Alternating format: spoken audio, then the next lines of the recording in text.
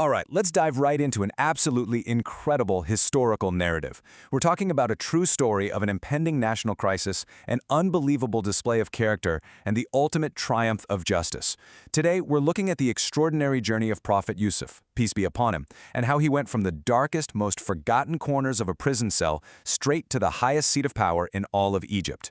Throughout this explainer, we're going to see exactly what happens when economics, psychology, and just unshakable integrity completely collide. Just imagine it. You have the absolute most powerful nation of its time, and suddenly they are facing an existential threat that no amount of gold, no massive army can actually solve. What happens when the survival of a giant empire suddenly rests entirely on the shoulders of a man society has literally locked away and forgotten about?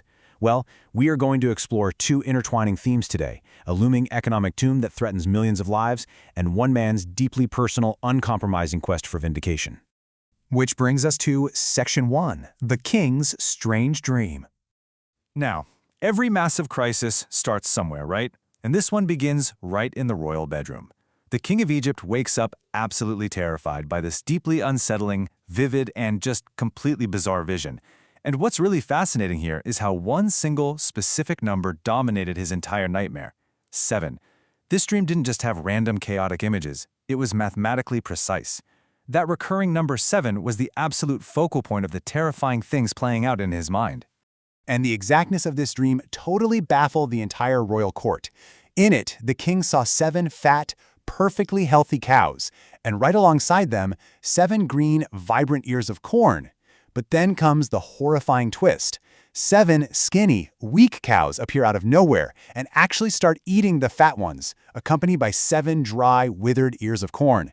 It's this terrifying, unnatural visual, the weak miraculously and violently consuming the strong. So naturally, the king is desperate. He demands an interpretation from his court immediately. But here is where we hit a massive intellectual brick wall. The king's top courtiers, his priests, his famous astrologers, literally the greatest minds in all of Egypt, they just completely give up. They helplessly dismiss the whole vision as a confused dream. They basically throw their hands up in the air and declare it meaningless nonsense, mostly because it just didn't fit into their conventional textbooks of knowledge. So, that leads us into Section 2, the wise man of prison. With the entire royal court practically paralyzed by ignorance, a memory suddenly strikes the king's cupbearer. He remembers his own time locked away in the dungeon, and, more importantly, he remembers a genuinely wise, exceptionally truthful man he had met down there. Realizing that the answers definitely aren't up in the gilded halls of the palace, he makes a desperate rush to the prison. He finds Prophet Yusuf, peace be upon him, addresses him as a deeply truthful man, and begs him to solve this terrifying mystery that has completely stumped Egypt's elite. And here we are at Section 3, the amazing dream interpretation. Now, this is a truly pivotal historical moment because Prophet Yusuf doesn't withhold his knowledge, even though he's been unjustly imprisoned all these years. Instead, he lays out a profound strategic forecast. He translates those weird symbols into a brilliant 15-year macroeconomic master plan.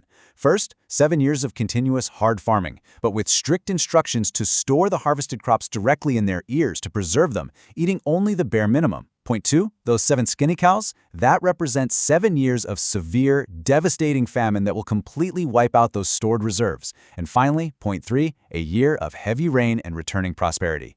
He literally turns a terrifying prophecy into a clear, strategic roadmap for national survival.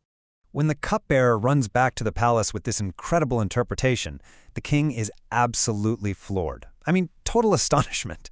He instantly realizes that this kind of profound wisdom, this highly actionable and brilliant foresight, could only possibly come from a truly learned and truthful person. He doesn't hesitate for a second. Recognizing the absolute genius of the man, the king immediately commands his guards, saying, "Go and bring him to me at once." Which brings us to a crucial pivot in Section 4, self-respect before release. Okay, get ready for a massive plot twist right here.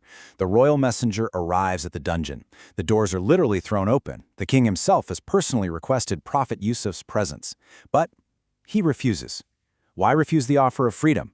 Think about it. Why would someone who has been locked away in a dark dungeon for years, unjustly separated from society, suddenly reject a direct, highly honorable invitation from the most powerful man in the world to just walk free? What on earth could possibly be more important than getting out of a prison cell? Well, the answer lies in his breathtaking integrity.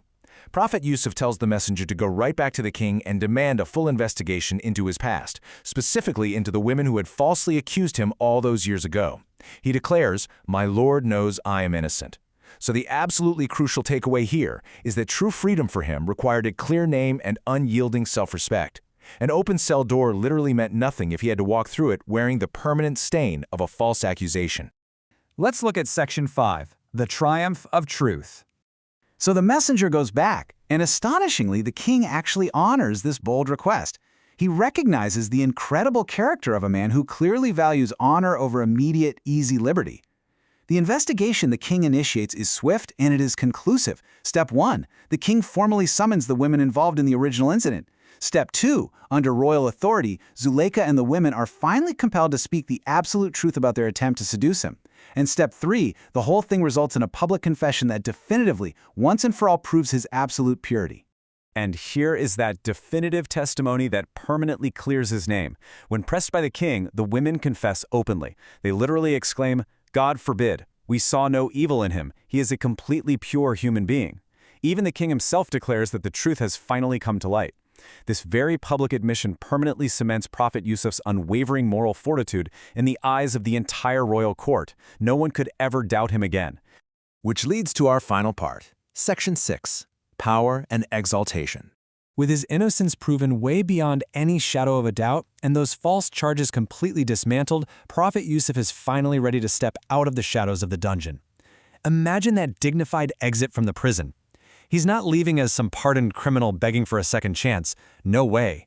He is leaving as a man of towering intellect and flawless character, whose undeniable integrity is now shining brightly for all of Egypt to see.